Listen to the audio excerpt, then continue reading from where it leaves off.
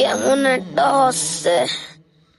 সাহেব এই নেন চা। আরে আরে ইয়াল্লাহ। আরে আস্তে। কি হলো এটা? ওঠো ওঠো ওঠো, এটা কি করলা? সাহেব সাহেব আমার ভুল হয়ে গেছে, এরকম ভুল আর হবে না সাহেব। আমার মালিক রে কোয়েন না সাহেব, আমি মুছে দিচ্ছি সাহেব, দাঁড়ান আমি মুছে দিচ্ছি। আচ্ছা দাঁড়াও দাঁড়াও, উত্তেজিত হয়ে না তুমি এত। আর তোমার গা তো দেখছি খুবই গরম। হ্যাঁ, গা তো পুরো জ্বরে ফেটে যাচ্ছে। হ্যাঁ, ও কাস্টমার গায়ে চা ফেলে দিছে। আজকে ওর খবর আছে। গায়ে এত জ্বর কেন তোমার? বললাম মাহুন দেখে ফেলে। এই কি করলি তুই এটা? এই কি করলি তুই এটা? কাস্টমারের গায়ে চা ফেলালি কেন? মাহুন আমাকে ক্ষমা করে দেন, এরকম আর হবে না তোকে মাহুন। দিয়ে একটা কাজ ভালো করে হয় না। আচ্ছা ভাই দাঁড়ান, আপনি এত উত্তেজিত হয়েন না। ও আমার গায়ে চা ফেলছে, আমি কিছু বলতেছি না, আর আপনি ওকে এত বকতেছেন কিসের জন্য? আপনি ওকে কিছু বললেন না। আরে ভাই, আপনি হচ্ছেন আমার কাস্টমার, আমার দোকানের খরিদ্দার। আপনার গায়ে চা ফেলেছে, আমি কিছু বলবো না? এসব ছেলেগুলো জন্মের বিগত।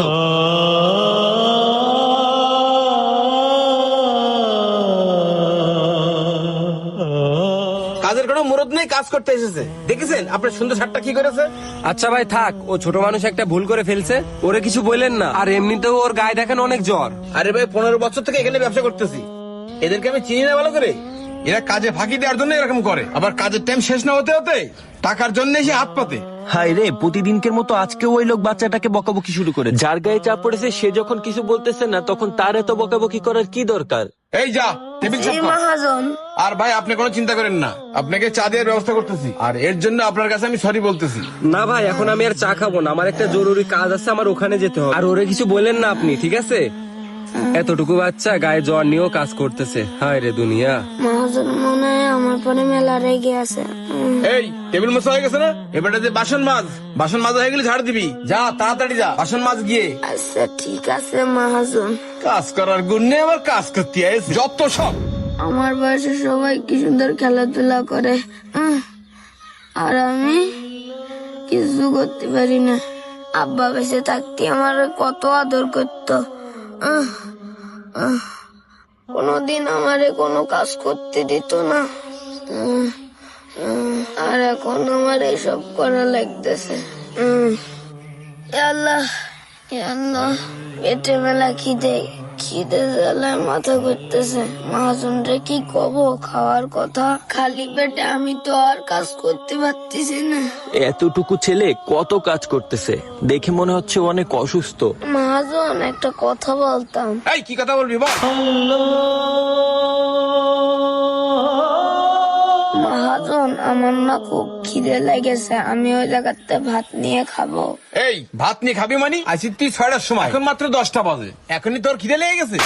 মহাজন আমি কালকে রাত ধরে কিছু খাইনি, আমার মাথাটাও ঘুরতেছে, আমার অনেক ক্ষুধা লেগেছে। এই তুই যে কালকে রাত্রেবেলা একেবেলা ভাত নিয়ে গেলি, রাত্রেবেলা ভাত খাসনি মানে? মহাজন ভাত নিয়ে গেছিলাম তো, এগুলো কাস্টমারের ফেলাই ছুঁয়ে যাওয়া ভাত।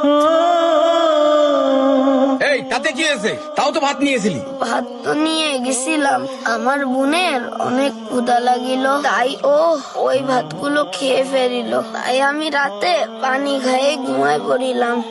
সেই রাত ধরে আমি কিচ্ছু খাইনি মহাজন, আমার অনেক ক্ষুধা লেগেছে। এখন কোনো খাওয়া হবে না, যা 5টা বাজলি খাবার খাবি। এখন কিসের খাবার? যা ওই চেয়ার টেয়ার গুলো মুছকে যা।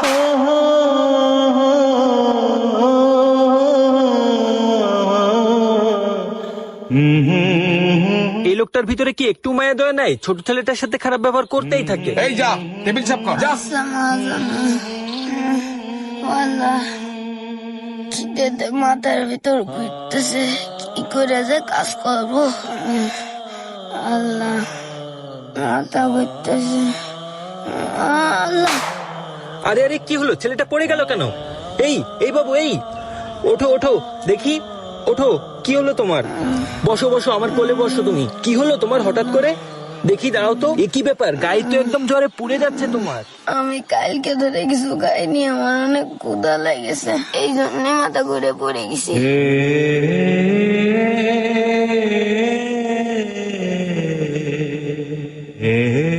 সেই কখন থেকে দেখতেছি তুমি এখানে কাজ করতেছো, তা তোমার এত ক্ষুধা লাগছে, তুমি তোমার মহাজনকে বলো নাই? আমি মহাজন রে বলেছিলাম, মহাজন বলেছে যে পরে খাতি।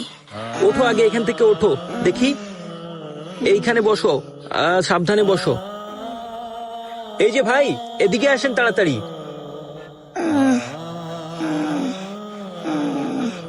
এই তুই কাজ না করে হেনে বসে রয়েছিস কি জন্য? ওঠ। ভাই দাঁড়ান, ওর গায়ে এত জ্বর আর আপনি ওরে দিয়ে এত কাজ কিভাবে করাতে পারলেন? ছেলেটা যে আপনার এখানে কাজ করে, ও এখানে কাজ করতে করতে মাথা ঘুরে পড়ে গেছে, সেটা কি আপনি একবারও দেখছেন?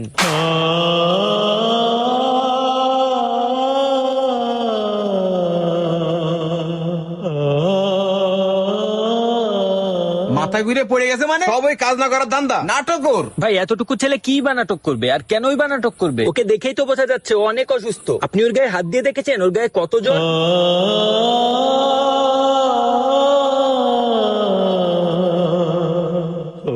এই জ্বর এখন থাকবে না, সন্ধ্যের সময় টাকা নেওয়ার সময় আর জ্বর থাকবেন না। ভাই আপনি ওকে প্রতিদিন কত টাকা করে দেন? প্রতিদিন ওরে আমি 100 টাকা করে দিই। ও, প্রতিদিন আপনি ওকে 100 টাকা করে দেন, তাহলে মাস শেষে আপনি ওকে 3000 টাকা দেন, আর এই টাকা দিয়েই আপনি ওকে এত কাজ করান? এই না জানি কোনো কথা বলবেন না, ওরে শুধু টাকা দিই না, প্রতিদিন খেতেও দিই ওকে আমি, তারপরে নাটক করতেছো। ভাই কেমন খেতে দেন যে খাওয়ার অভাবে ও অজ্ঞান হয়ে গেল? সেই কালকে থেকে ও এখনো কিছু খায় নাই। আর ভাইয়া তুমি এই সামান্য কয়টা টাকার জন্য এনার এখানে কি জন্য কাজ করো? আসলে ভাইয়া আমার বাবা বেঁচে নেই।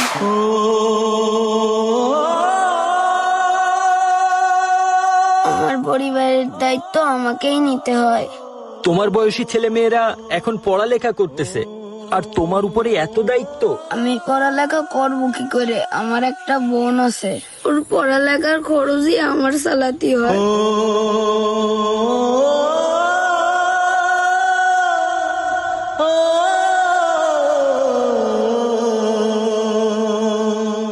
ভাই এমন একটা ছেলে যার বাবা নাই, আপনি তাকে এই সামান্য টাকা দিয়ে এত কাজ কিভাবে করাতে পারেন?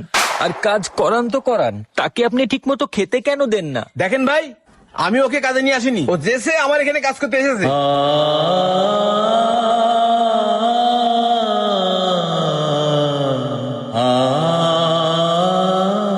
এখন আপনার যদি বেশি দরদ লাগে তাহলে আপনি ওকে নিয়ে যান, আর ওর দায়িত্বটা আপনি নেন। আচ্ছা ভাই ঠিক আছে, এটা নিয়ে আপনার চিন্তা করা লাগবে না, আজকে থেকে ওর দায়িত্ব আমিই নিলাম। ও আজকে থেকে আপনার এখানে কাজ করবে না। চলো। হ্যাঁ ঠিক আছে, যান যান, যত সব।